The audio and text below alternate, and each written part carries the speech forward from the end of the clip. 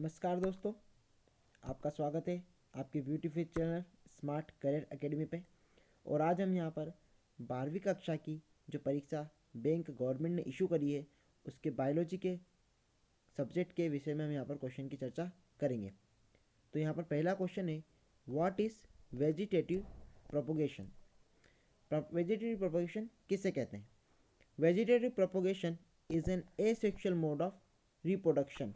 यह एक तरह से एसेक्सुअल मोड का प्रोसेस होती है जिसके अंदर लीव्स के थ्रू, रूट्स के थ्रू और स्टेम्स के थ्रू रिप्रोडक्शन होता है। अब ये जो प्रोसेस होती है यह फ्रेगमेंटेशन और रीजनरेशन द्वारा अकर्स होती है जो कि प्लांट के अंदर होती है। सेकेंड क्वेश्चन देखते हैं, what is menstruation cycle. A menstruation cycle takes place in the endometrium of uterus. Uterus के अंदर कई सारी लेयर्स होती है जिसमें से एक लेयर होती है आपकी एंडोमेट्रियम, जो इनर साइड होती है ये यहाँ पर शेड हो जाती है मंथली साइकिल के अंदर। तो discharge of the blood that mucosal tissues shed from the inner lining of the uterus. It is also known as the periods and the month. It occurs in a month and is the most visible phase in the menstruation cycle. Next question देखते हैं दोस्तों, what is unisexual and bisexual. Unisexual flower defined as the flower that possess either the stamen और the carpel. It means इनके पास या तो stamens होगा या फिर कार्पल्स होगा, जिसे हम कहेंगे यूनिसेक्सुअल।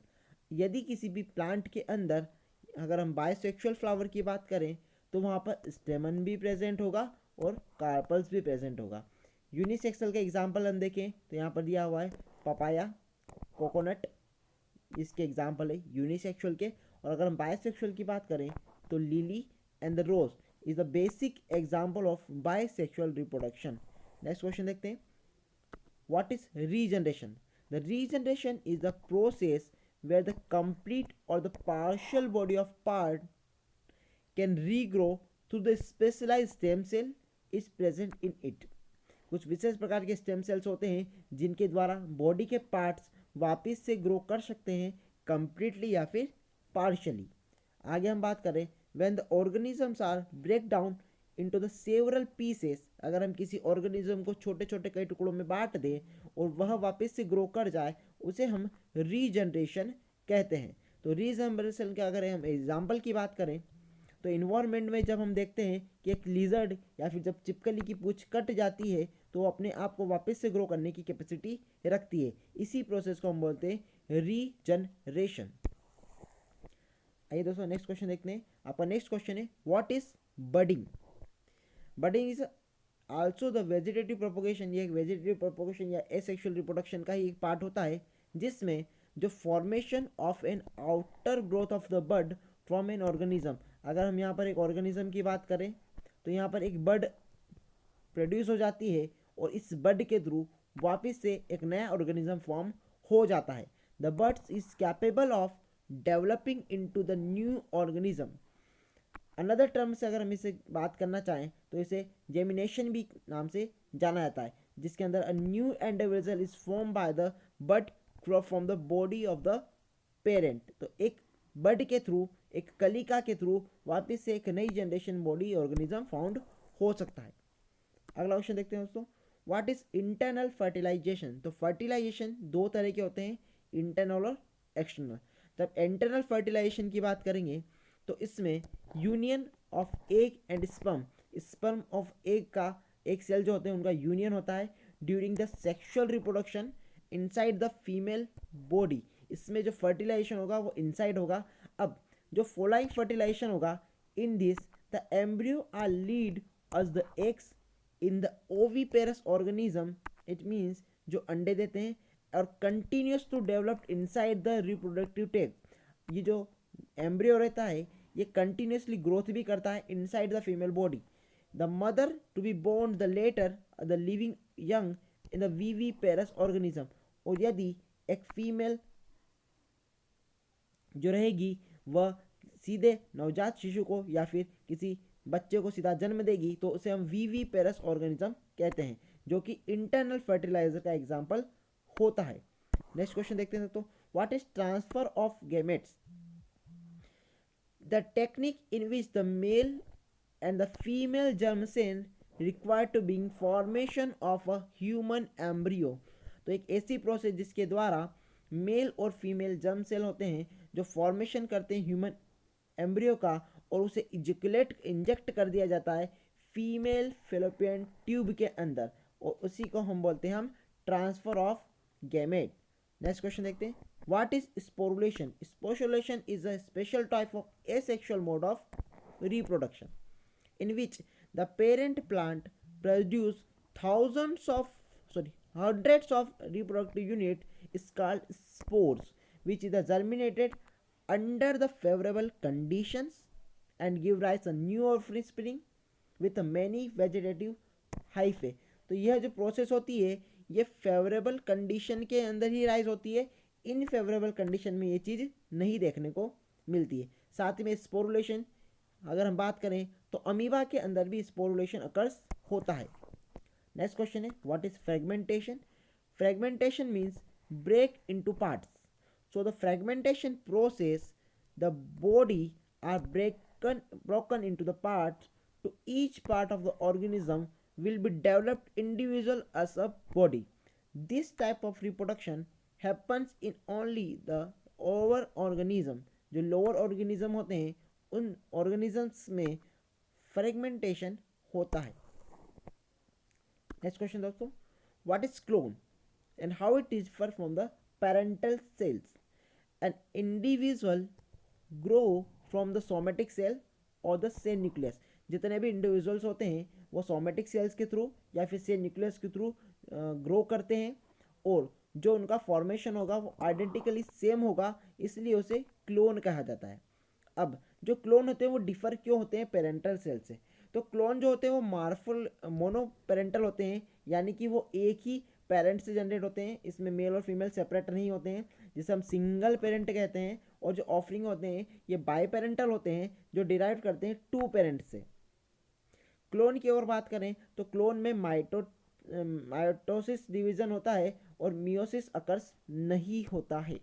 बट ऑफस्प्रिंग में हम अगर देखें तो उसमें सेल डिवीजन जो माइटोटिक और मियोसिस दोनों डिवीजन से होता है, और फॉर्मेशन ऑफ जिससे गैमेट्स बनते हैं। अगला क्वेश्चन है, इंपॉर्टेंस ऑफ रिप्रोडक्शन। रिप्रोडक्शन के क्या क्या इंपॉर्टेंट हो सकते हैं? Reproduction maintain a balance between the birth rate and the death rate. First point very important, जो भी रिप्रोडक्शन की प्रोसेस होती है मेंटेन करके रखता है डेथ रेट और बर्थ रेट को। The new individual replace the old one and by dying the population it also upon increase the number of the species on the ecosystem. जो भी इकोसिस्टम होता है उसके अंदर नंबर ऑफ स्प्रिंग या फिर नंबर ऑफ स्पीसीज को बढ़ाने के लिए रिप्रोडक्शन वेरी इंपॉर्टेंट है। The genes are transmitted from one parent from the parents to the spring. जितने भी जीन्स होते हैं, जितनी भी इंफॉर्मेशन होती है, जेनेटिक इंफॉर्मेशन होती है, वो ट्रांसमिट होती है पेरेंट से ऑफ स्प्रिंग, यानी कि पेरेंट से संतान के अंदर। They lead the evolution of species. Evolution means कि यदि कोई स्पीसीज है उसमें अगर चेंजेस आ रहे हैं अडोप्टेशन की वजह से या फिर टाइम की वजह से, तो उसे इवोल्यूशन कहते हैं, जो कि बहुत इंपॉर्टेंट है आपके रिप्रोडक्शन के अंतर्गत। Variation in species and the ability to survive in the different environment as a result of reproduction। Reproduction के थ्रू ही हम ये देखते हैं कि जो वेराइटी होती है सर्वाइवल रेट की वो समय के हिसाब से बदलती जाती है। अगला क्वेश्चन देखते हैं, which one is the successive mode of reproduction? तो रिप्रोडक्शन दो तरह के होते हैं, इंटरनल रिप्रोडक्शन फर्टिलाइजेशन और एक्सटर्नल फर्टिलाइजेशन। इंटरनल फर्टिलाइजेशन की हम बात करें तो हम पहले भी पढ़ चुके हैं, यहाँ पर एग और स्पर्म का यूनियन होता है। और एक्सटर्नल फर्टिलाइजेशन के कैरेक्टरिस्टिक्स की बात करें तो यहाँ पर रिलीज कर दिया जाता है स्पर्म और एग को किसी भी एक एक्सटर्नल इन्वायरमेंट के अंदर, जिसके अंदर इनका फर्टिलाइजेशन होता है। बेसिकली एक्सटर्नल फर्टिलाइजेशन की अगर हम बात करें तो ये वाटर में ज़्यादा पाया जाता है एज कम्पेयर टू लैंड। अब जो एक्सटर्नल फर्टिलाइजेशन होता है वो primitive and internal fertilisation is advance, क्योंकि इंटरनल फर्टिलाइजेशन में लिविंग रेट या फिर बर्थ रेट या फिर सर्वाइवल रेट ज़्यादा होता है। External fertilization is not advanced because it occurs outside the body of organism, mostly in the aquatic. Moreover, the offsprings are not protected from the predator यानी कि जो छोटे जीवों को खा जाते हैं. They are the survival and threaten, जिससे उनके जीने के चांसेस कम हो जाते हैं. नेक्स्ट क्वेश्चन है, why potato is consider stem. Potato को कंसिडर क्यों किया था स्टेम के फॉर्म में. Potato consider stems because it have many nodes is called eyes and the space between the eye is called internet. अगर हम यहाँ पर बात करें पोटैटो की, तो आपने देखा होगा उसके अंदर कई सारी आइस प्रोड्यूस हो जाती है. इनके बीच के इसके हम बोलते हैं inter node. The ice of potato can developed into a shoot of a new plant. जो आइस होती है उससे एक नया प्लांट वापस से ग्रो कर जाता था, जिसके अंदर हम स्टेम वेजिटेबल कहते हैं. This plant have adventitious root modification is called tuber root. इसे हम ट्यूबर रूट्स भी कह सकते हैं. नेक्स्ट क्वेश्चन है, what is vegetative propagation in Bryophyta. तो ब्रायोफाइटा एक कैटेगरी होती है आपके प्लांट किंगडम में, जिसके अंदर एल्गी होता है, ब्रायोफाइटा होता है, टेरिडोफाइटा होता है, जिम्नोस्पर्म होता है और एंजियोस्पर्म होता है ना. तो हम यहाँ पर बात कर रहे हैं ब्रायोफाइटा की.